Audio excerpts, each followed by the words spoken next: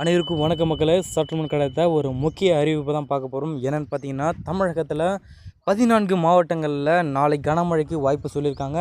இது மட்டும் இல்லாமல் குறிப்பாக எந்த அளவுக்கு இது பல்வேறு மாவட்டங்களில் குறிப்பாக கனமழை மற்றும் பலத்த மழையை தரவல்லது எப்படி தான் இந்த செய்திருப்பில் பிரீஃபாக மற்றும் சுருக்கமாக பார்க்க போகிறோம்.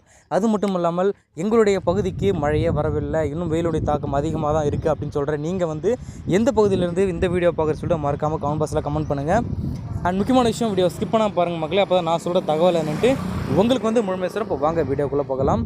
குறிப்பாக இந்த செய்தி குறிப்பில் என்ன சொல்ல வரங்கன்னு கேட்க போனீங்கன்னா, தமிழகத்தில் நாளை ஓட்டு எண்ணிக்கை நடைபெறும் நிலையில் 14 மாவட்டங்களில் கனமழை பெய்ய வாய்ப்பு உள்ளது என சென்னை வானிலை ஆய்வு மையம் தெரிவித்திருக்காங்க. அதன் பொறுத்த மட்டும் தமிழகத்தில் நேற்று காலை 8:30 மணி அளவில் முந்தைய 24 மணி நேரத்தில் அதிகபட்சமாக கோவை மாவட்டம் இந்த உபாசியில் 6 சென்டிமீட்டர் மழை பதிவானதாக நம்ம பார்க்குறோம். அதன் பொறுத்த மட்டும் தற்பொழுது மேற்கு ராஜஸ்தான் முதல் குறிப்பாக குமரிக்கடல் வரை ஒரு வளிமண்டல ஒரு காற்றழுத்த தாழ்வு பகுதி நிலவுகிறதாக நம்ம ஏற்கனவே செய்தி குறிப்பில் அறிந்த நிலையில் பார்க்குறோம். அதன் பொறுத்த மட்டும் பார்த்திங்கன்னா, இதன் காரணமாக தமிழகத்தில் ஒரு சில இடங்களிலும் புதுச்சேரி மற்றும் காரைக்கால் பகுதிகளிலும் இடி மின்னக்கூடிய வரும் 8ஆம் தேதி வரை மழைக்கு வாய்ப்பு இருப்பதாக தெரிவிக்கிறாங்க.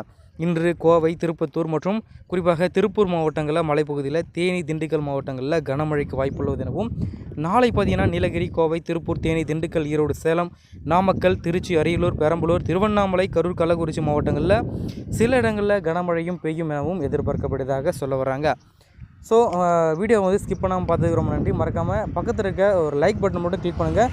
அதற்கு பக்கத்தில் இருக்கக்கூடிய சப்ஸ்கிரைப் பட்டனும் கிளிக் பண்ணி வச்சுக்கோங்க. அப்போ தான் நான் போடுற வீடியோ என்னவெல்லாம் பார்த்தீங்கன்னா உங்களுக்கு நோட்டிஃபிகேஷனாக வரும். அப்போ தான் என்னுடைய தகவலை நீங்களும் ஃபுல்லாக தெரிஞ்சுக்க முடியும். மறக்காமல் வீடியோவை ஷேர் பண்ணி விடுங்க. நன்றி. வணக்கம் மக்களே.